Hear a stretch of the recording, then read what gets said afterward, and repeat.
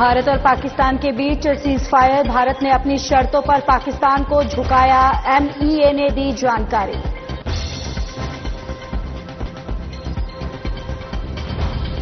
Cabinet मंत्री प्रवेश वर्मा ने सोशल मीडिया अकाउंट पर पोस्ट किया साझा, जन सुनवाई कार्यक्रम के बारे में दी जानकारी, क्षेत्र की समस्या पर लोगों को मिलने की अनुमति। और बीजेपी ने एक्स पर साझा की जानकारी, कर्नल सोफिया कुरैशी की आधिकारिक बयान को किया साझा, पाकिस्तान सोशल मीडिया पर फैला रहा है झूठ।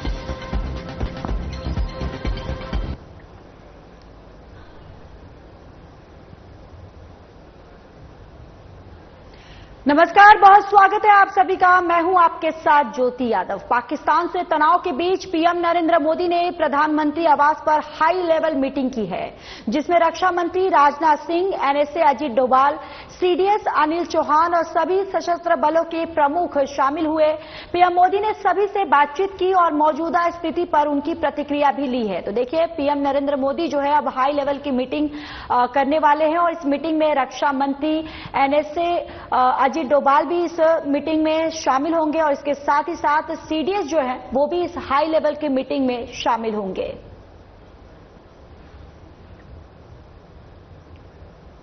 तो वहीं भारत पाकिस्तान के बीच तनाव की स्थिति लगातार बनी हुई है और इस बीच भारतीय सेना ने जम्मू के पास एक पोस्ट और आतंकी लॉन्च पैड को तबाह किया है।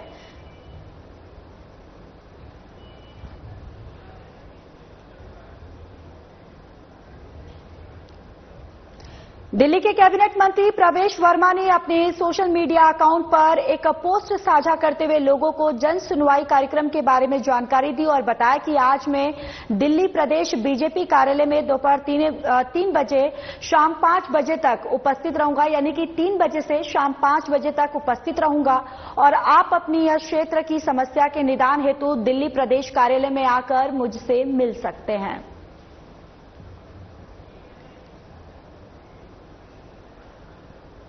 चलिए खबरों में आगे बढ़ते हैं। बीजेपी ने अपने सोशल मीडिया प्लेटफॉर्म एक्स पर कर्नल सोफिया कुरैशी द्वारा जारी आधिकारिक बयान को साझा करते हुए लिखा कि भारतीय सशस्त्र बलों ने पाकिस्तान पर जवाबी हमले किए, जिसमें रफीकी, मुरीद, चकलाला और रहमार खान के पाक सैन्य ठिकानों पर सटीक हथियारों और लड़ाकू जेट से हमला किया गया और सियालकोट का एयरबेस भी टारगेट किया गया है। पाकिस्तान सोशल मीडिया पर झूठ फैला रहा है और S-400 को नुकसान पहुंचाने वाले पाकिस्तानी दावे जो है वो झूठे हैं।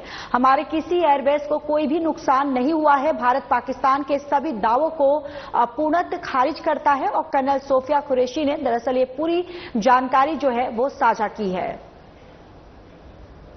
जवाबी हमले किए, technical installations, command and control centres, radar sites और हथियार भंडार को चुनकर निशाना बनाया गया। रफीकी, मुरीद, चकलाला, रहमियार खान, सुकूर और चुनिया स्थित पाक के सैन्य ठिकानों पर एयर लॉन्च्ड सटीक हथियारों व लड़ाकू जेट से प्रहार किए गए। पसरूर स्थित रडार साइट और सियालकोट का एविएशन बेस भी प्रिसीजन एम्यूनिशन से टारगेट किए गए। इन कार्रवाइयों के दौरान भारत ने कम से कम कोलैटरल डैमेज की क्षति सुनिश्चित की। चिंता का विषय यह रहा कि पाकिस्तान ने लाहौर से उड़ान भरने वाले नागरिक विमानों की आड़ लेकर अंतर्राष्ट्रीय हवाई मार्गों का दुरुपयोग किया ताकि वे अपनी गतिविधियां छिपा सके। ऐसी चालों ने भारतीय वायु प्रतिरक्षा तंत्र को नागरिक सुरक्षा सुनिश्चित करते हुए अत्यधिक संयम के साथ कार्य करने के लिए विवश किया। साथ ही साथ पाकिस्तान ने मिस इन्फॉर्मेशन का सहारा लेते हुए आदमपुर स्थित S-400 प्रणाली, सूरतगढ़ हवाई अड्डों, नगरोटा के ब्रह्मोस बेस, देहरागिरी के तोपखाना पोजीशन तथा चंडीगढ़ के अग्रिम गोला बारूद डिपो को नष्ट करने के झूठे दावे सोशल मीडिया पर फैलाए। भारत इन फॉल्स नैरेटिव्स को पूर्णतः खारिज। भारतीय सेना की तरफ से एक बड़ा खुलासा किया गया है। आपको बताते चले कि भारत और पाकिस्तान के बीच हुए मिसाइल अटैक में लश्कर-ए-तैयबा और जैश-ए-मोहम्मद से जुड़े आतंकी मार गिराए गए हैं। पाकिस्तान के मोस्ट वांटेड आतंकी ढेर कर दिए गए हैं। लश्कर-ए-तैयबा का मुदस्सर खादियान उर्फ अब्बू जिंदाल और अब्बू अक्षा उर्फ खालिद को मार दिया गया है। साथ ही जैश ए मोहम्मद का हाफिज मोहम्मद, जमील मोहम्मद, यूसुफ अजहर और मोहम्मद हसन खान को भी मार गिरा दिया गया है। तो देखिए, कंधार हाईजैक कांड का आतंकी यूसुफ भी इस आतंकी हमले में आपको बताते चले कि ढेर हो चुका है। और देखिए, अबू अक्षा उर्फ खालिद जो है उसको भी हमारे भारतीय सेना ने मार गिराया है। और ये जो तमाम जो नाम हम आपको बता रहे हैं, ये जैश ए मोहम्मद गुट के ये आतंकवादी हैं जिसको भारत ने पूरी तरह से नष्ट कर दिया है।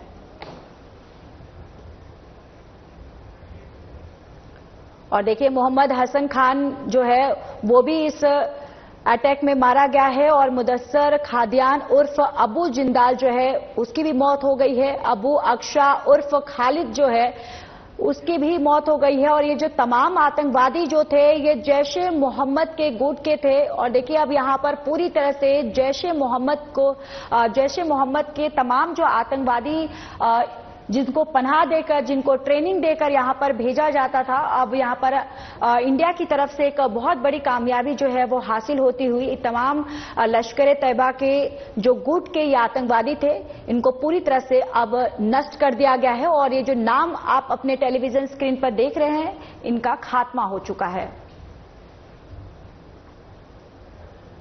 ऑपरेशन सिंदूर पर फैसला आपको बताते चले, जहां पर रक्षा मंत्री ने विशेष ब्रीफिंग जो है वो दी है। और क्या कुछ इस पूरे ब्रीफिंग में बताया है, चलिए आपको बताते हैं। With that, I hand over the floor to Commodore Nair.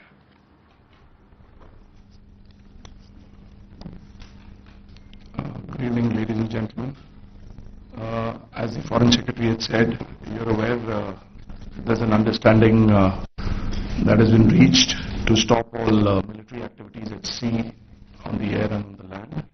And the Indian Navy, Indian Army and the Indian Air Force have been instructed to adhere to this understanding.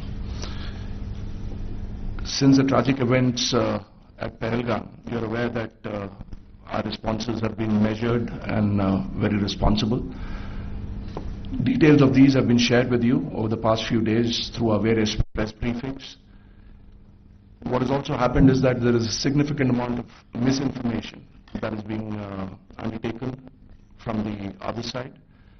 And as a professional military organization, we thought it is also our duty to dispel those misinformation aspects, as also state the facts of the case as they stand. Towards that, I will now hand over to my colleague, Colonel Qureshi. नमस्कार। अब मैं आपको पाकिस्तान की miss information campaign के बारे में अवगत कराऊंगी। पहला, पाकिस्तान ने यह क्लेम किया कि उसने अपने JF-17 से हमारे S-400 व ब्रह्मोस मिसाइल बेस को नुकसान पहुंचाया, जो कि बिल्कुल गलत है। दूसरा, उसका यह भी मिस इन्फॉर्मेशन कैंपेन था कि हमारी एयरफील्ड्स जो कि सिरसा, जम्मू, पठानकोट, बठिंडा, नलिया और भुज में है, ये उसका मिस इन्फॉर्मेशन भी बहुत गलत है। तीसरा, पाकिस्तान के मिस इन्फॉर्मेशन कैंपेन के मुताबिक हमारे एम्यूनिशन डम्प्स जो चंडीगढ़ और बियास में है उसका डैमेज हुआ, यह भी बिल्कुल गलत है। हमने आपको मॉर्निंग ब्रीफिंग में बताया था विद फैक्ट्स एंड फिगर के साथ कि ये सारी चीजें बिल्कुल सही सलामत हैं। अब मैं आपको बताना चाहती हूं कि पाकिस्तान के एक प्रेस कॉन्फ्रेंस में ये बात की गई थी कि उनके सीनियर मिलिट्री ऑफिसर्स जो कि पूरी तरह से ये भ्रामक हैं और तथ्यों से दूर हैं कि पाकिस्तान की ओर से ये झूठा आरोप भी लगाया जा रहा है कि भारतीय सेना ने मस्जिदों को नुकसान पहुंचाया। मैं इससे बिल्कुल स्पष्ट करना चाहती हूं कि India is a secular nation और हमारी सेना भारत के कॉन्स्टिट्यूशनल वैल्यूज की एक बहुत प्यारी झलक है। इंडियन आर्म फोर्सेस ने पाकिस्तान को बहुत भारी नुकसान पहुंचाया, उनके मिलिट्री इंफ्रास्ट्रक्चर्स को, चाहे वो लैंड एसेट्स हो या फिर उनके air assets.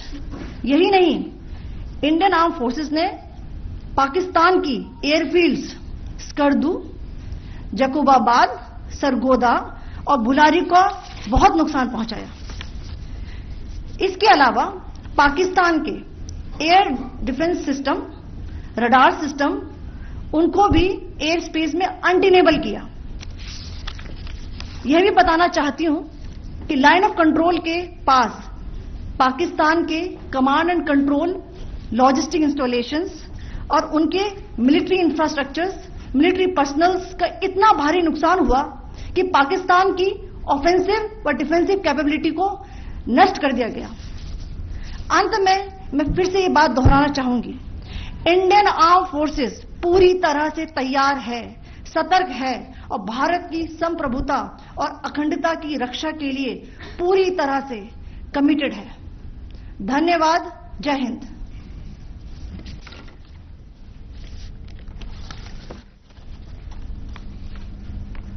So several attempts were made by Pakistan on spreading a misinformation campaign, as we have seen for the last few days. There were attempts made to say that our S-400 at a northern base was destroyed, which was completely false, and that it was destroyed by a JF-17, it was a false information. Also that the BrahMos installation was attacked and it was destroyed was false. The destruction of airfields at Srinagar, Jammu, Pathankot, Bhuj, Nalia, etc. was also a false claim.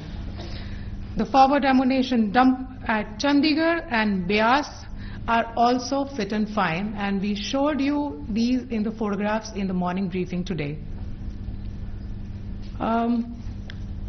Also, there was a certain different way of miscampaign that the Pakistan conducted by its press conferences, which was conducted in a manner which were completely misleading and devoid of facts. Pakistan has been spreading fabricated allegations that the Indian armed forces have targeted mosques. Let us make this very clear here that India is a secular nation and the Indian armed forces are a reflection of our constitutional values. We hold every place of worship of all faiths in the highest regard. Our operations have been aimed exclusively at terrorist camps and facilities being used for anti-India activities. No religious sites, I repeat, no religious sites have been targeted by the Indian Armed Forces. Over the past few days, as we have seen, Pakistan has suffered very heavy and unsustainable losses after it has given us an unprovoked attack on our installations. It has suffered losses in both land and air. There has been an extensive damage to the crucial Pakistani air bases like Skardu, Sargodha, Jacobabad and Bholari. In addition, a loss of AD weapon system and radars made the defense of Pakistani airspace untenable. Across the line of control, extensive and precise damage to military infrastructure and command control centers and logistic installations. In addition to that, 2 military personnel had led to complete breakdown of its defensive and offensive capability and also Pakistani morale.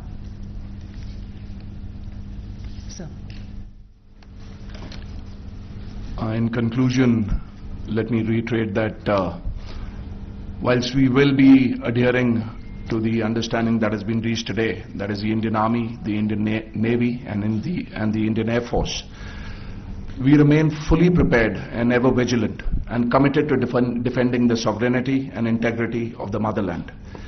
Every misadventure by Pakistan has been met with strength and every future escalation will invite a decisive response. We remain fully operationally ready to launch whatever operations may be required in defense of the nation. Thank you very much, ladies and gentlemen. Thank you. With that, we come to the closure of this presentation. Thank you very much. Chali.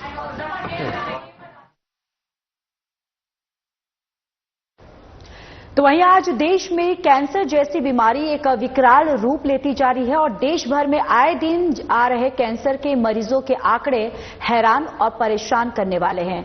आज के आधुनिक समय में लोगों की जीवन शैली, लोगों में जागरूकता की कमी और समय रहते बीमारी का ना समझ पाना और कभी कई ऐसे कारण सामने आए हैं जिससे आंकड़ों में लगातार इजाफा देखने को मिल रहा है।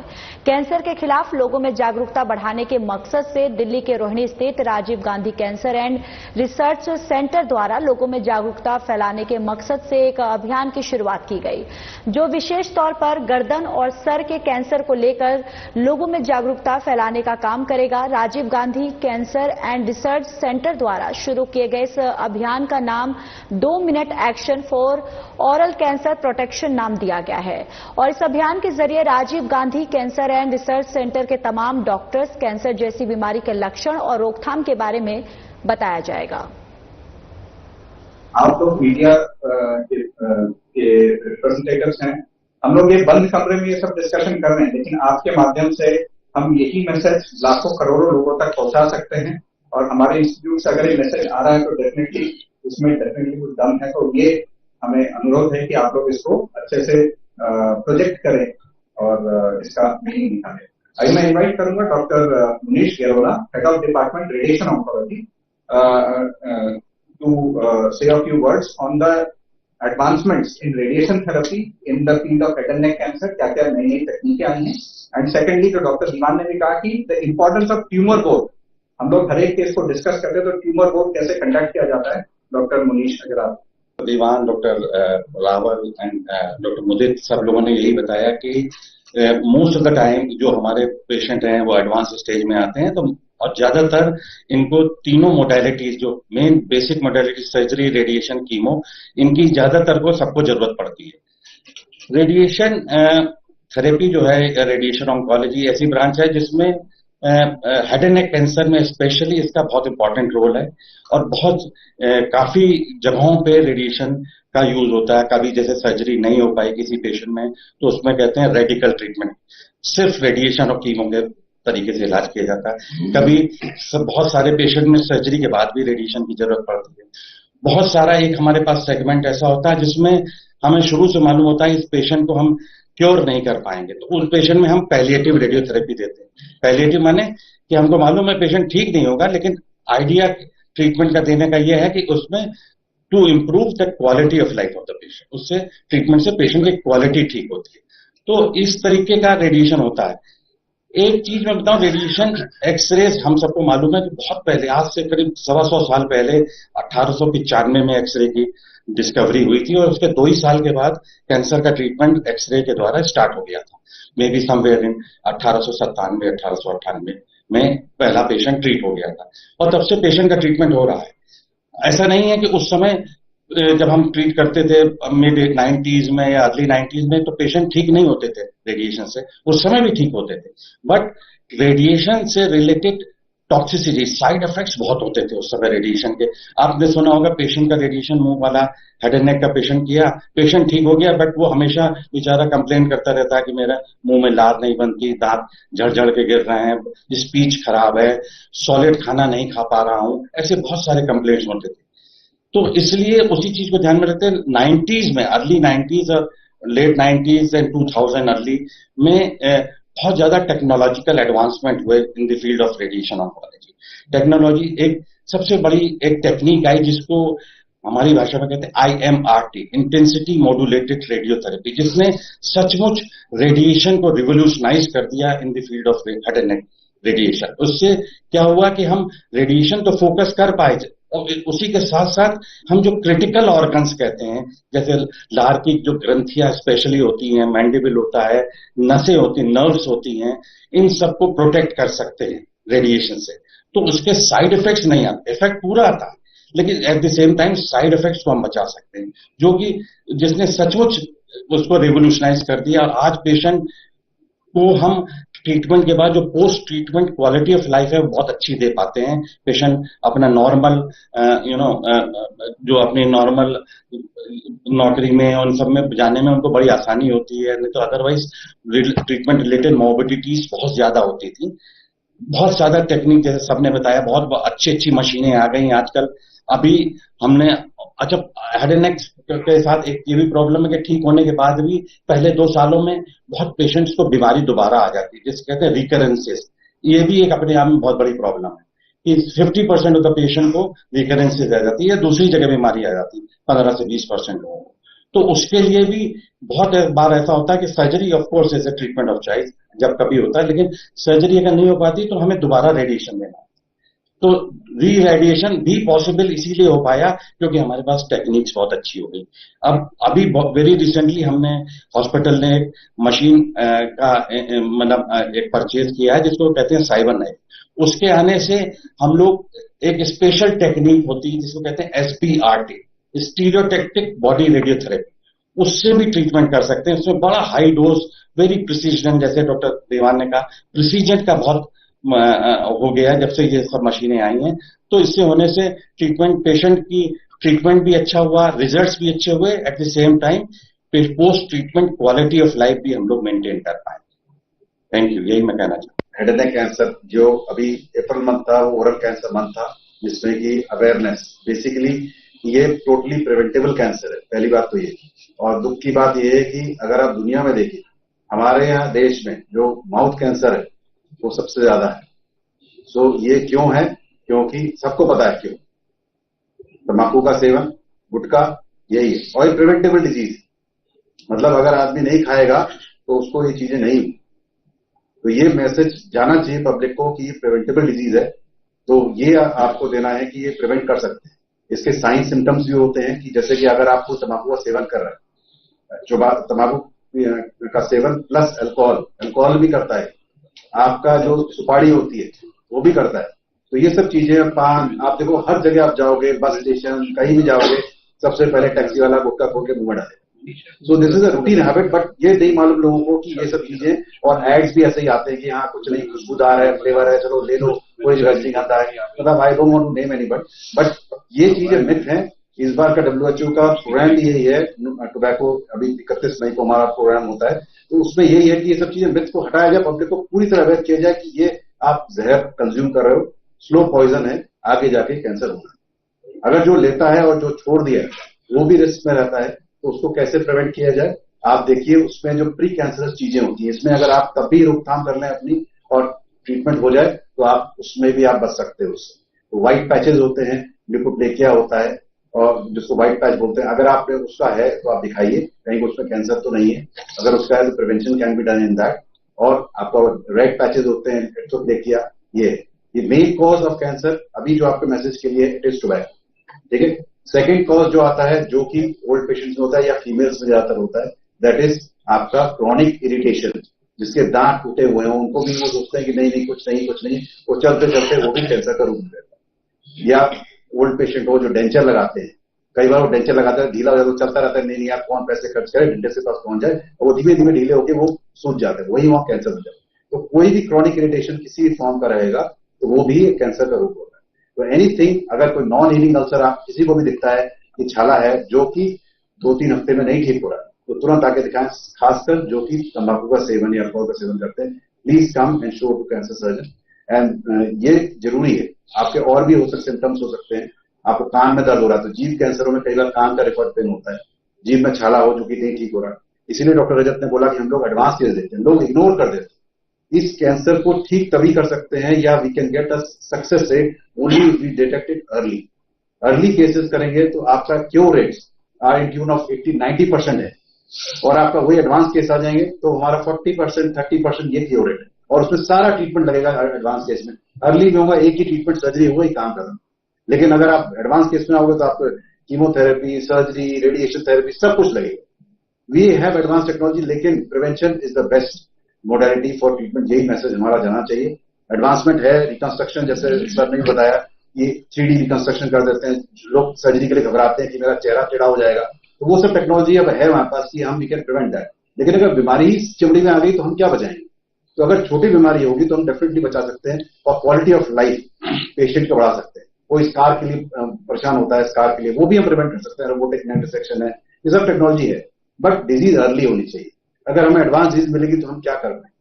तो मैसेज यही है आपके कि this is what I want to say कि जो भी अगर कोई सेवन करता है उसको छोड़े, और ये मोस्ट एडिक्टिव सब्सटेंस है निकोटीन, तो उसके लिए काउंसलिंग बहुत जरूरी है।